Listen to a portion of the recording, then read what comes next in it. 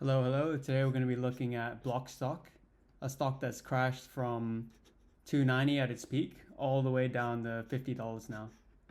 It controls companies like Square, Cash App, Afterpay, Tidal, and BitKey. So it's a holding company for all these different fintechs. But today we're going to be going through why I'm still holding it, why I'm buying more, even though it's dropped over 80% from its highs. From the start of the year, it's dropped from $90 all the way down to 50 because it started off with the whole DeepSeek thing where a lot of tech stocks just dropped for no reason because DeepSeek announced that they were able to run large language models much more efficiently than like ChatGPT and Gemini, and everyone just freaked out thinking that they were going to take over. But that clearly wasn't the case. And since then, it's kind of been a couple bad news cycles that have just tanked the stock. So we had DeepSeek and then the Trump tariffs. And then now they released pretty bad earnings considering what expectations were. So they announced an EPS of 56 cents, as you can see there, but analysts expected 93 cents. So this is a 40% miss, which is pretty big for most companies. They missed on revenue by 6%, which isn't too bad compared to their earnings, but that spooked a lot of investors and the stock just tanked, I think 20 more than 20% back down to 44, which was the lowest that we've seen for a while since the end of 2023. However, if we look deeper into their earnings, we see that gross profit year over year rose by 9%, Cash App rose by 10%, Square rose by 9%, operating income was at 14% margin. And the company overall looks pretty healthy, but how did they miss on earnings by that much? If we look deeper into their balance sheet or their income statement, we see that if you look at net income down here, so 2024, they had $470 million in income compared to this year where they had 188 million, right? So massive drop, which is most people would look at largely concerning for the health of Block Inc. But if we look closer, we notice that they had if you look at this line here, the remeasurement loss on Bitcoin investment, because they have, I think they're like top 5 biggest corporate holders of Bitcoin. So they remeasured, they had a remeasurement of their Bitcoin investment, causing them to gain 233 million the year before compared to a 93 million loss this year. So that accounts for about 320 million of a gap between those 2 years.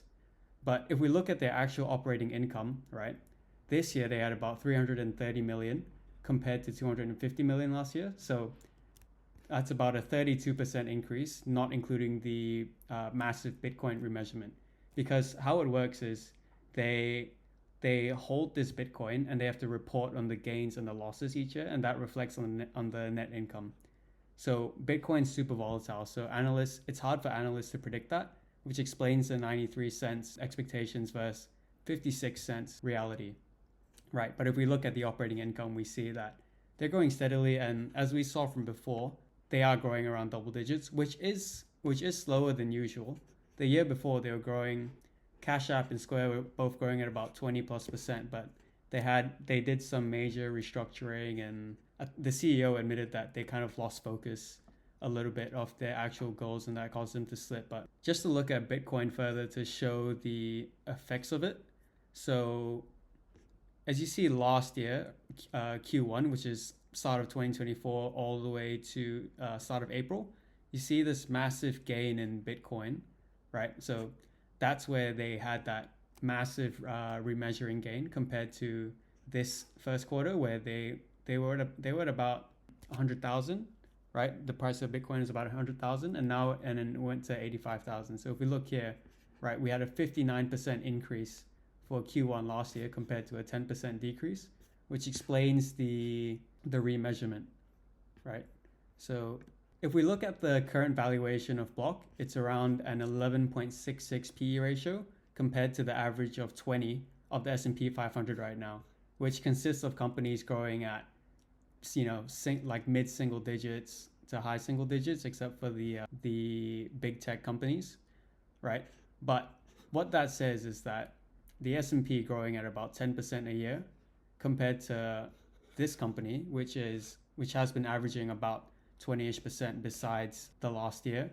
For them to trade at an 11.66, in my opinion, is about half of what they actually should be trading at. That happens because of the news cycles where the stock gets knocked down and knocked down and knocked down. And since they're all consecutive, there isn't the time to for the stock to go back to its fair value, in my opinion.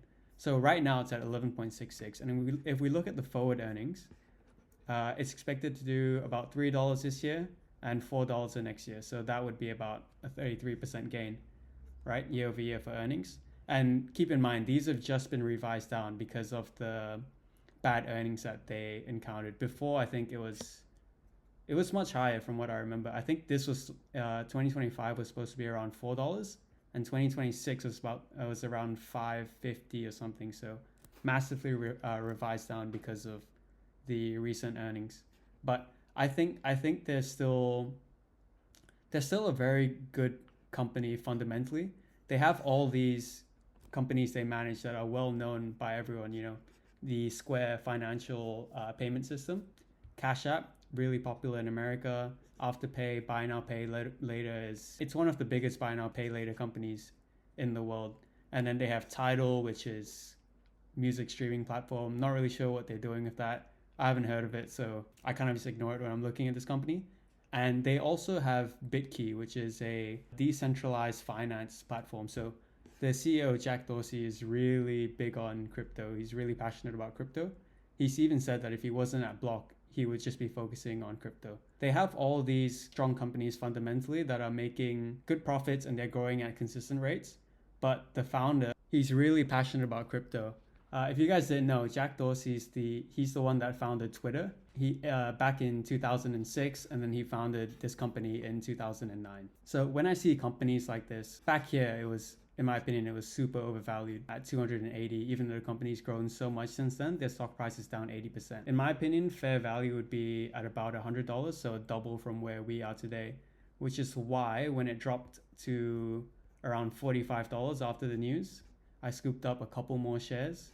And it's rebound at 45 and it's rebounded to 50. So 10% when I just by buying the dip on the bad news. Like I said earlier, when you have consecutive bad news, the stock price goes way lower than fair value because it doesn't have the time to rebound back up to fair value and then go down again on the bad news. When you have 3 consecutive events like that, it just gets knocked down, knocked down, knocked down, as we can see here. I think they just had a slump of a quarter. You know, I'll be watching for if management can actually keep up with guidance and perform quarter after quarter, or if it's just going to be miss after miss after miss with no improvement, then that would be a sign of concern. But for now, I think, you know, trading at an 11 PE when they should be around 20, so half the valuation. It's good to buy when there's very low risk of downside because their balance sheet as well, they've got more cash than debt, and obviously they have the Bitcoin investments as well.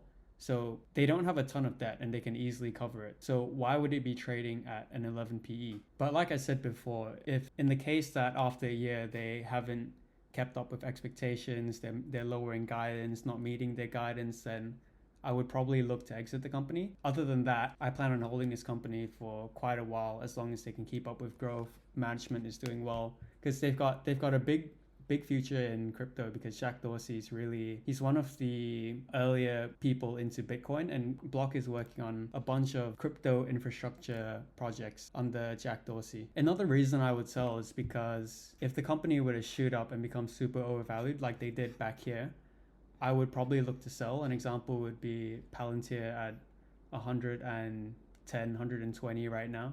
Companies that are trading at, you know, massive overvaluation, which will stifle their growth. Just like this one did back in 200. It was a super overhyped stock. They were growing really quick, but the valuation just wasn't there. So they had this massive run up, and then as soon as they stopped reaching their targets of insanely quick growth, they just start to slide down, and they've been stagnant for a while now. And now that the company fundamentals have caught up, they're trading at one of their lowest valuations in the last 5 years. That's when I think it's a good time to buy a company. So I'm going to be cautiously holding strong. You know, if I see more dips, I might build up my position.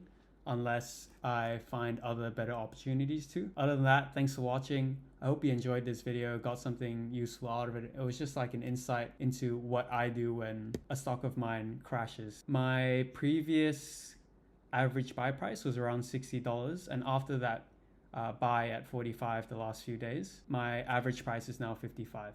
So even though it's tanked this much, I've managed to get my average down to just down 10% currently, even though it's trading at one of its lowest values in the last 5 years. If you like this video, hit the thumbs up and subscribe if you want to see more content like this.